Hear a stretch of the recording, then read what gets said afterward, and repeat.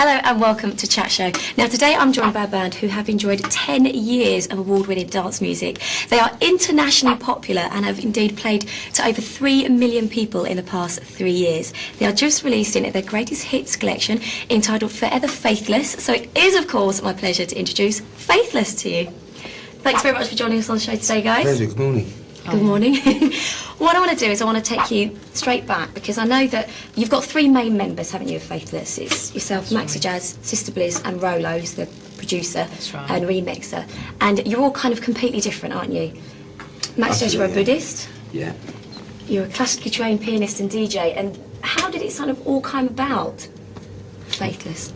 Well, Rollo and I were making dance music together for about 3-4 years, and I met him through a guy I met in a record shop who turned out to be Rollo's best friend. And the same guy turned up in the studio and said, "Do you know, I've met a Buddhist rapper, he's amazing." And we thought, Buddhist rapper, that's very interesting. And we also felt that we got to a point with dance music where we wanted more, we wanted to express more. We loved the music, but often it was hard to find people to write with who kind of could imbue it with ideas, if you like, in an original way. Right. And when we met Max, I thought, Buddhist rapper, how interesting. Basically, we found a button on the computer that slowed the track down. So we made a track which was to become the very first Faithless track, which is called Salve Man. We thought, well, why don't we do this kind of hip hop bit in the middle and have Max rapping over it?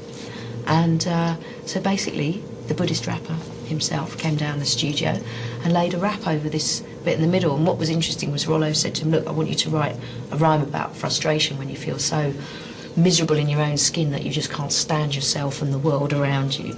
And Maxie came up with this, amazing rap about "just below my skin, I'm screaming," and it just had this intensity, and you didn't really get that kind of dark sound, if you like, in dance music on the whole. And so you've got that extra twist, haven't you, there? Basically, yeah, which kind of was really a result of Maxie's faith and his perspective on the world. And he wanted to write about when you've got no faith in yourself, that's when the world becomes a very frustrating place. And so Rollo called the project Faithless. And that's how we came by our name as well. So that's 2 birds with 1 stone. Yeah.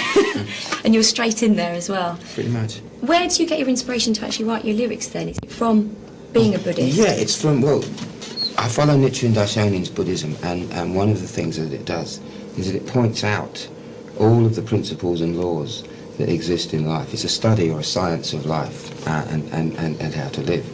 And so, aside from having a new perspective on how the world works, also I suppose my premier source of inspiration is people themselves. The human experience is an endless source, endless topic of conversation. I mean, we watch soaps all day long. Yes, and we'll people watch as well, don't we? Boys follow sport, which any boy will tell you that is also a soap opera. If you follow a football team or a racing team or whatever, it's the same. It's different drama surfacing to the same people every week. We're interested in one in the other. Now our media kind of gives us the impression that anybody who's not exactly like you is to be you're supposed to be suspicious of them and not trust them very much. But that flies in the face of actually how we are, which is why a lot of us, I think, are in conflict.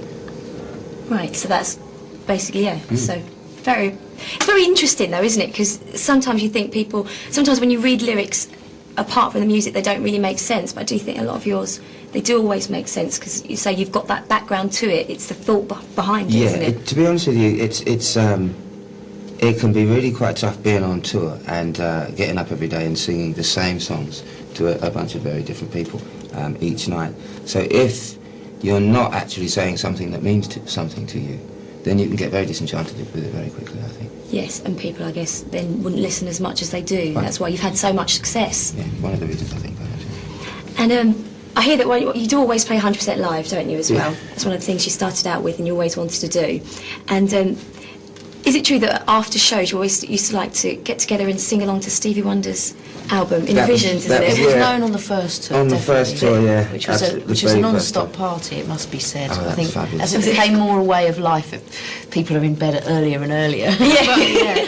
Definitely on the first tour there was some enormous drunken, debauched sing-along sessions. Was there? Yeah, actually that's the one great thing about touring, is you have time to listen to other people's music, as well as hearing your own relentlessly, obviously. Yes, yeah. But it's quite good fun as well, isn't it? And just, you must probably finish shows live. You've got such a good feeling inside, because it must be Very such true. a buzz. Yeah, the adrenaline absolutely. takes some time to wind down, and then you can all just, in a way, enjoy each other's company.